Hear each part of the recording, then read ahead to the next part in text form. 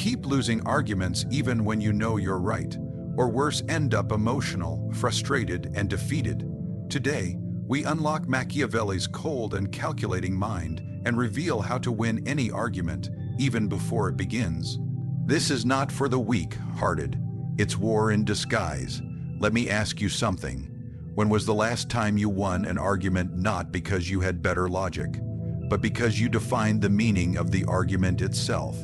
You see, the first and most important principle Machiavelli would teach is this: control the frame and you control the fight, not later, not in the middle. Right at the beginning, before a single word is exchanged, the war has already begun. Machiavelli understood something most people never grasp.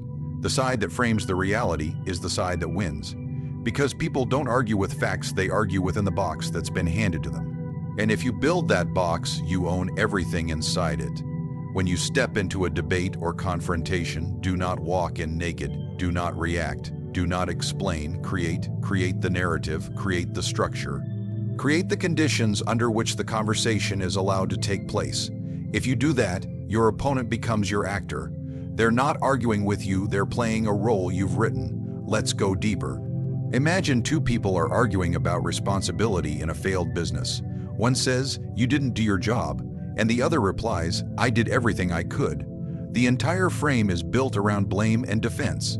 But a Machiavellian mind does not enter that framework. He rewrites it. He might say, the real problem is not whose fault it is, but how we define leadership in times of collapse.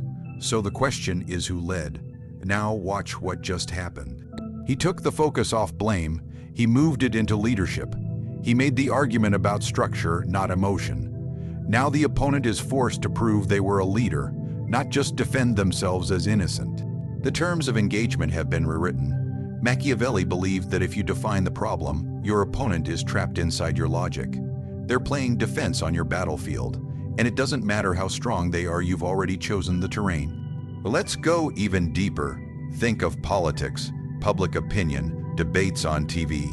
Do you really think it's the smartest or most honest speaker who wins? No, it's the one who frames the issue first. Because people don't think outside of frames, they think inside of boxes they've been handed by whoever got there first. This is why powerful people never start by answering questions. They start by rejecting the question and replacing it with a better one. You ask them, "Why did you lie?"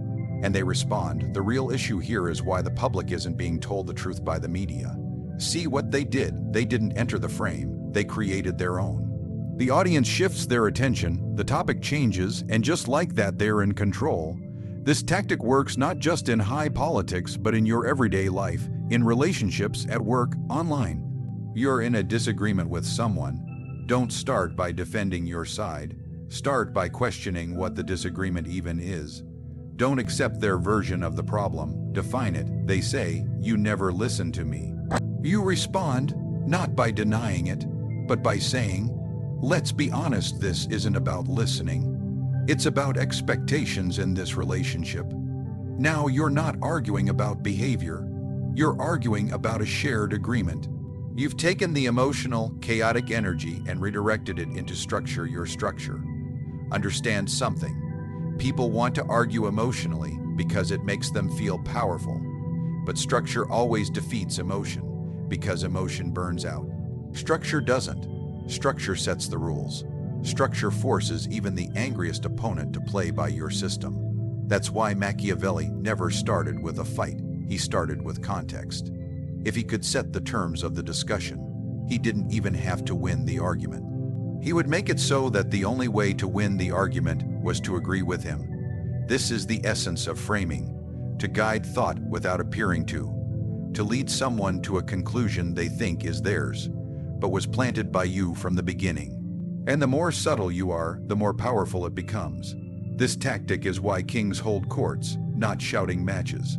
Why leaders deliver speeches, not explanations. They don't react to chaos. They define the world so others have to react to them.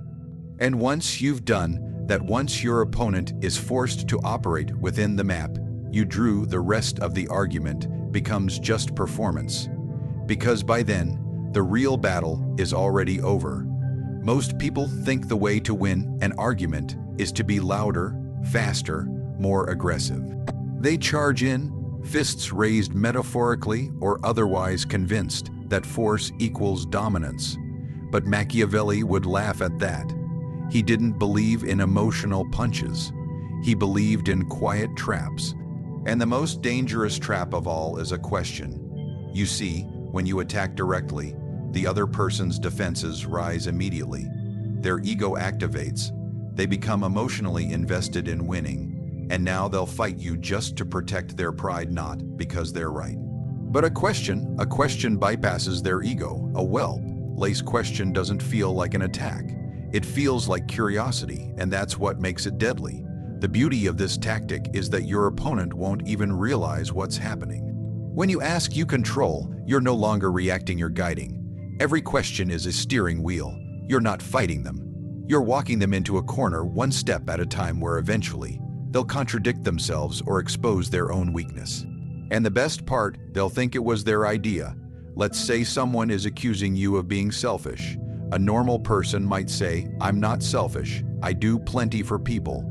But that's defense, that's reaction. That's weakness. A Machiavellian mind wouldn't defend. He would ask, "Interesting. What do you define as selfish, and who taught you that standard?" Now you've changed everything. You've taken the focus off you and placed it on their assumptions.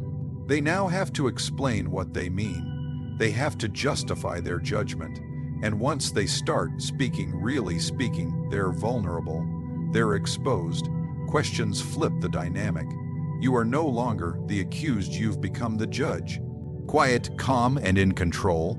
Think about interrogators. Think about psychologists. Think about lawyers. None of them argue, they ask. And through asking, they lead people to reveal things they never intended to share. That is pure power. Now listen carefully to this. Not all questions are created equal.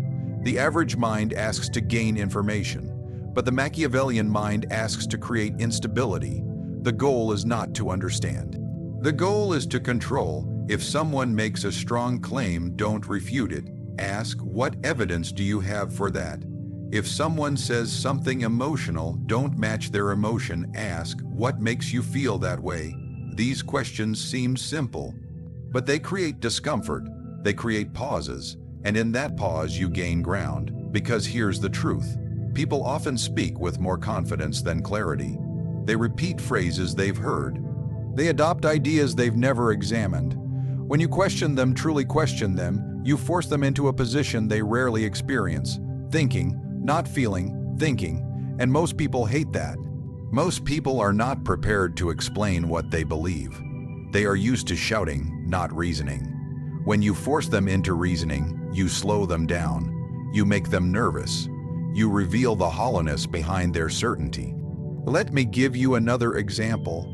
Suppose someone says, "You only care about winning, not the truth." The emotional response is to argue. The strategic response is to ask, "Can you explain how caring about truth and wanting to win are separate things?" Now the burden is on them. They've thrown a vague accusation and now they have to turn it into logic. Most won't be able to. They'll stutter, stall, or get defensive. But notice something, you never attacked them, you only asked. And yet, the damage is already done. There's another layer to this. When you ask the right questions, you don't just control the opponent, you control the audience. If other people are watching, your questions show calm, intellect, and control. You're not the aggressor, you're the thinker, the leader, and whether or not your opponent breaks, the observers will already feel that you're in command. This is what Machiavelli wanted, not to destroy his enemy with brute force, but to reveal them. To expose them, not by yelling, but by guiding. Questions are the quiet knives. They don't make noise, they don't draw blood, but they cut through illusion, and the most dangerous part, your opponent won't realize they're bleeding until it's too late. The moment you show emotion in an argument is the moment you start losing control. Rage, defensiveness, desperation, these are not signs of strength. They are signs of surrender, not to your opponent, but to your own weakness. And Machiavelli knew better than anyone the man who cannot control himself will never control others.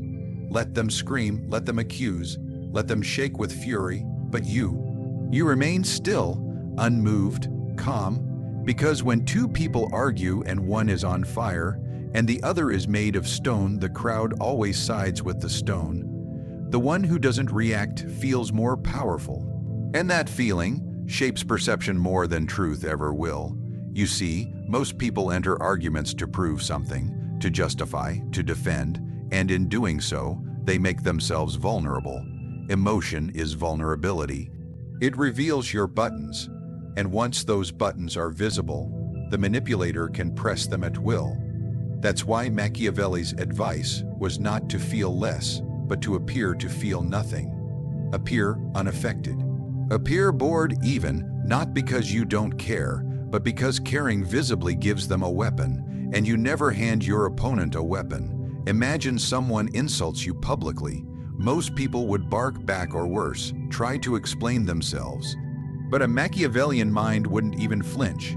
He might tilt his head slightly, or smile, or respond with something so casual, so calm, that it unsettles everyone watching. Why? Because when someone tries to provoke you and you don't take the bait, they look like the fool. They look unstable, and you look untouchable. That's power, but it goes even deeper. It's not just about protecting yourself. It's about using their emotions against them. Every time they react, they are telling you where they are weakest. Anger means insecurity, shouting means fear, tears mean regret or manipulation. And if you watch closely, if you stay calm long enough, you will see exactly where to strike. The goal is not to match their emotion. The goal is to amplify it silently. Let them climb higher and higher into emotional chaos while you remain rooted. The higher they go, the more unstable they become. And eventually, they'll collapse under the weight of their own performance. Because here's what Machiavelli knew. Most people argue from the heart, not the mind. They argue because they feel attacked, disrespected, unseen. So their responses are messy, personal, unstructured. But if you remain emotionally detached, their fire turns to smoke. And that smoke blinds them, not you. When they say something cruel, you don't flinch. When they accuse, you don't answer. When they twist your words, you don't rush to correct. You observe, you store, you wait. This waiting, this silence is terrifying to people who are emotionally invested. They want you to react, they need you to, it makes them feel powerful. If you deny them that, they start to spiral. They doubt themselves, they overtalk, they overreach, and in that chaos, they reveal things they never intended to. Your calm isn't just a shield, it's a mirror. When you stay calm, you reflect their madness back at them. They start seeing themselves, hearing themselves, and often, they won't like what they see.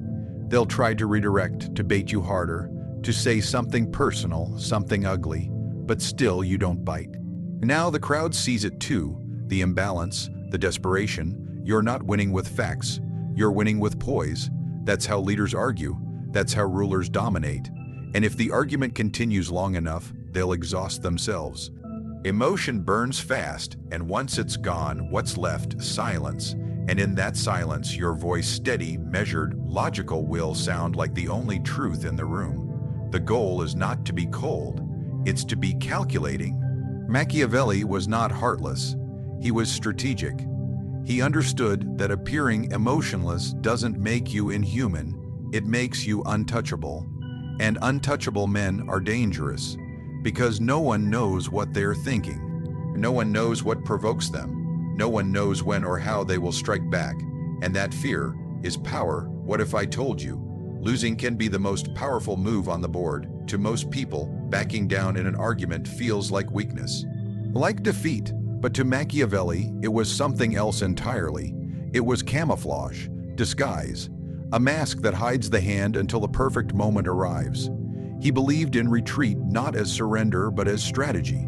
Because when you retreat with intention, you gain something far more valuable than victory, position. In a heated argument, everyone is watching, everyone is reacting, emotions are flying, reputations are burning, and both sides are desperate to win in the moment. But a Machiavellian doesn't care about the moment. He plays for the next moment, for the one after the heat dies down, for the long game. That's when power becomes real. Let them think they've beaten you. Let them have the applause. Let them walk away believing they silenced you. You smile, you nod, and inside, you're already preparing your return at a time and place of your choosing. Because here's the truth. Retreat destabilizes the enemy. When someone argues with you, they expect resistance. They're ready for the fight. They want the tension. They're feeding off your defense. But when you step back, when you lower your voice or simply say, "You may be right," you rob them of momentum. You disrupt the rhythm, and they don't know what to do next. That moment of confusion, that's your entry point. They don't realize that you're still in the game just under the surface, because now you've taken away their emotional weapon. They were prepared for a clash. You gave them calm. They were ready for war. You gave them quiet. And now they're swinging at shadows, unsure if they've won or just been ignored. A strategic retreat isn't about hiding, it's about repositioning. Sometimes the battlefield is too chaotic, too crowded, too emotional, so you leave, not because you're weak, but because the conditions don't favor you yet. You wait for the environment to shift. You wait for them to expose themselves, to relax, to speak more freely, thinking the danger has passed. But the danger hasn't passed. You have simply changed the terms.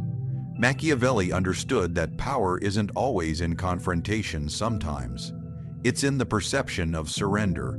When a ruler bows his head, people lower their guard. When a general falls back, the enemy chases carelessly. The appearance of defeat lures them into comfort, and that comfort becomes a noose. In the argument, your silence becomes a blank canvas. They will project onto it. They will speak more than they should. They will expose more than they mean to. And you, calm, patient, detached, are simply watching, recording, planning, because what they don't know is that you've already shifted the battlefield. Maybe you'll bring up the discussion again in a private setting where they have no audience to perform for. Maybe you'll frame it differently, on your terms this time. Or maybe you'll never revisit it, because in their overreaction, in their emotional display, they've already damaged their own credibility, and now you don't need to argue anymore. Retreat lets your opponent burn themselves out. Arguments require energy. The louder they are, the faster they fall. The Machiavellian doesn't waste his own energy. He lets others deplete theirs, and then with perfect timing he reappears when they are tired, when the crowd is no longer on their side, when they least expect to be challenged again. And this is when the real victory happens, not in the heat of the argument, but in the silence afterward, where you speak with precision, and they have no defense left.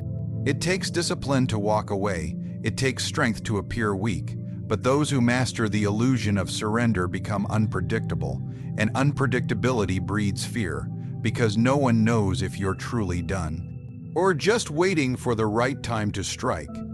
And that uncertainty, that silence, is far more dangerous than any spoken attack could ever be.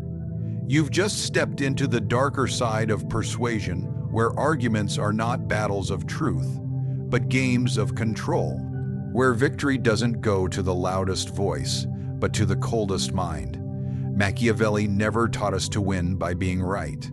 He taught us to win by being strategic, by framing the debate before it begins, by asking questions that expose rather than attacking to defend, by mastering our own emotions while exploiting theirs, and when the moment requires it, by retreating, not in defeat, but in perfect silence, ready to strike again with even greater force. Because in the end, every argument is not about words, it's about power. And if you understand these tactics, if you learn to use them, you'll stop chasing victory and start engineering it. Now the question is, will you argue like everyone else? Or will you control the conversation like Machiavelli?